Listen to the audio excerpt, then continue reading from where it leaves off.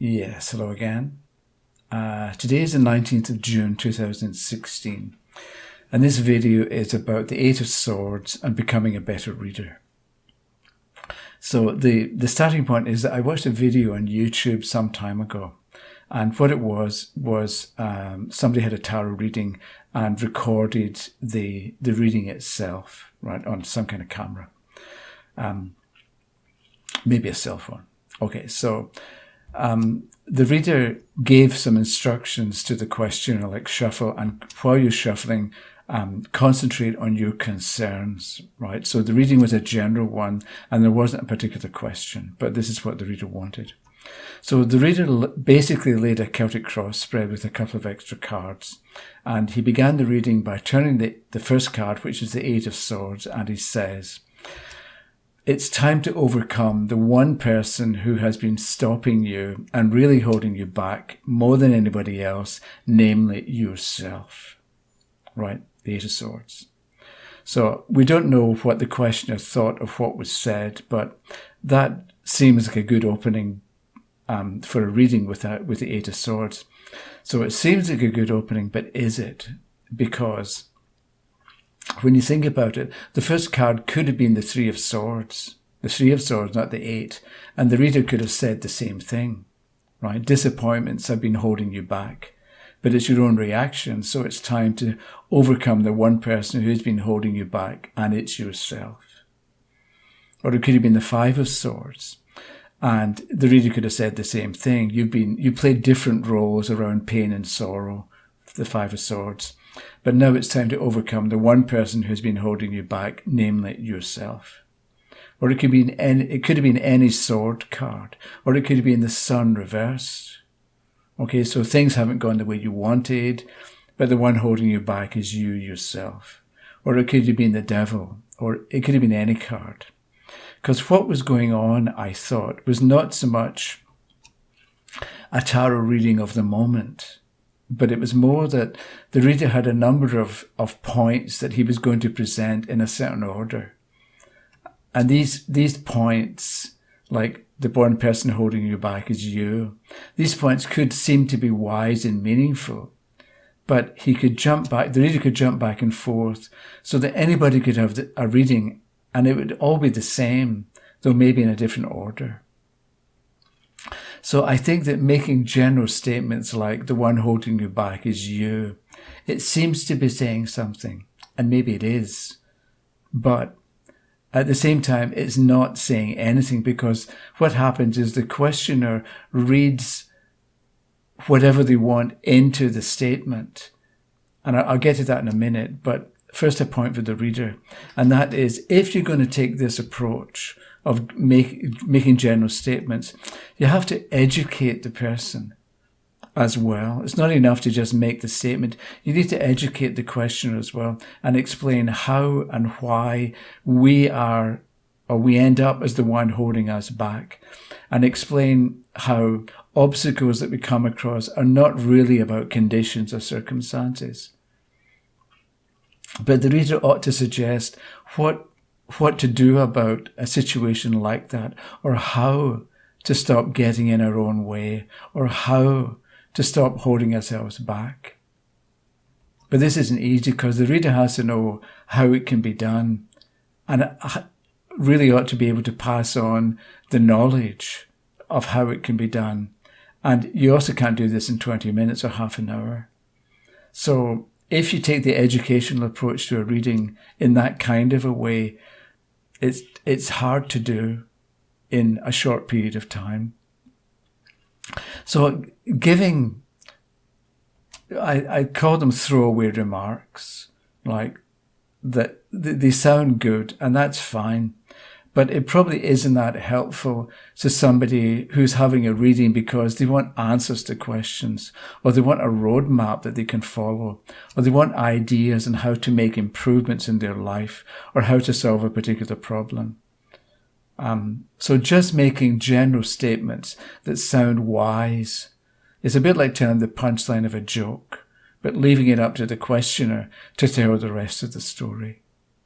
And it's not easy for the questioner. It's also not fair, I think, to the questioner to give them the answer and leave them in the lurch and not help them figure out how to get to that particular answer. Because people say things like, apparently wise things like, the cosmos never gives you more than you can handle. Sort of new age thinking, a new age philosophy. So the cosmos never gives you more than you can handle. It may be true, but if you've got, let's say, collection agencies after you for money that you don't have, or if you're dealing with a really serious situation like that, being told that the cosmos isn't giving you more than you can handle, it may be comforting, but in a lot of ways it isn't that useful, because if you think of it, you're having the reading because you want to know what to do about the upsetting phone calls. So again, if the reader is going to take this kind of approach to a reading where they give general advice, so to speak, then they also have to be able to give more than just nice words. And they really ought to be able to pass on ideas that are practical and useful about how to handle the particular situation. Because it's a tarot reading. You're not opening fortune cookies at a Chinese restaurant. So what I did with that thought in mind, I Googled fortune cookies and got messages like, and these next three things, they could be a reading. So you get things like, seek out the significance of your problem at this time. Try to understand. That could be a card. Or a chance meeting opens up new doors to success and friendship. And there's a good one coming up. Okay, don't pursue happiness, create it. You know, so you could string a bunch of fortune cookie messages together. You could string these statements together, and it might sound like a tarot reading, giving good advice, even if it's not. But there is a better way. And I'm suggesting that what we do is we avoid cliches and platitudes and generalizations that the questioner can always see something in. Because, and this goes back to an earlier point, if I ask you, have you ever been the one who was holding you back? The answer is yes. So that's a true statement, even if it's not relevant or pertinent for the question that you're asking, because we can all think of times we could have tried something, but we didn't, right? So we were the ones holding ourselves back. Or we could have done better, but we didn't try that hard. So we were the one holding ourselves back. Or we maybe wanted to do something, but we wanted approval first. I mean, we didn't get it, right? So we didn't do it. So we were the one holding ourselves back. We can all come up with some experience that makes the reader's point true. But that doesn't mean it's a tarot reading or that it's a valid point that's being made. So if we're going to get beyond the wisdom of fortune cookies, what do we do? And I think that what we do is we look at the picture on the card and see what's going on. And then we relate what's going on in the picture to the question that was asked. So with this Eight of Swords that we began with, the person, if you look at the picture, the person's tied, they're blindfolded, and they're hemmed in, they're surrounded by swords, and they can't easily move around. So if we relate this to the question, then we can say that you're better off if you take small steps right now. Because the person in the picture can take small steps.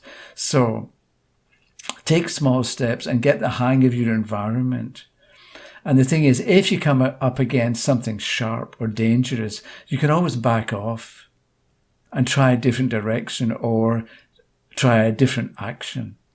And at the same time, you take small steps. You take careful steps as well. So don't rush into anything. Take small and careful steps so that when you come up against a difficulty, you can stop or you can step back and you won't get into further difficulty or further trouble.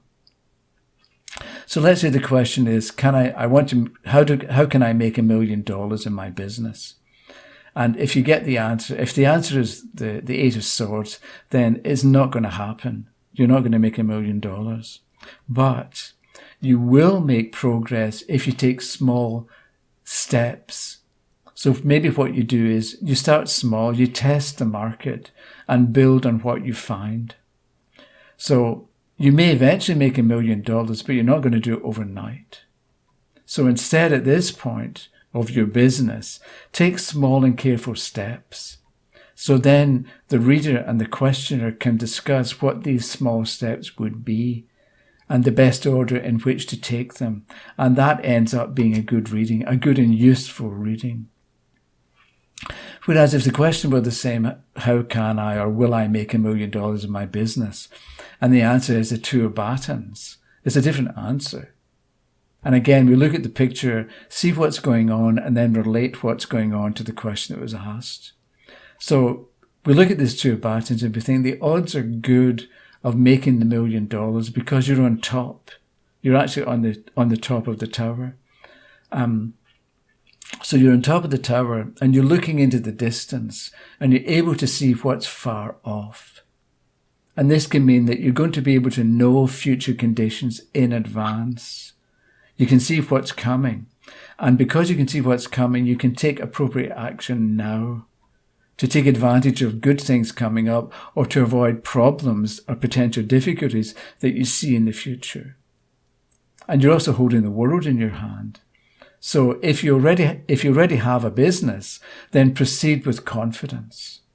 Or if you're just getting started, we can look at this picture and say you're going to have good and profitable ideas. Or the ideas for a business that you have are going to be good and useful and profitable. Or you can be trusted to come up with solutions to problems, right? You can see into the future. Or you're going to be able to come up with good products to sell.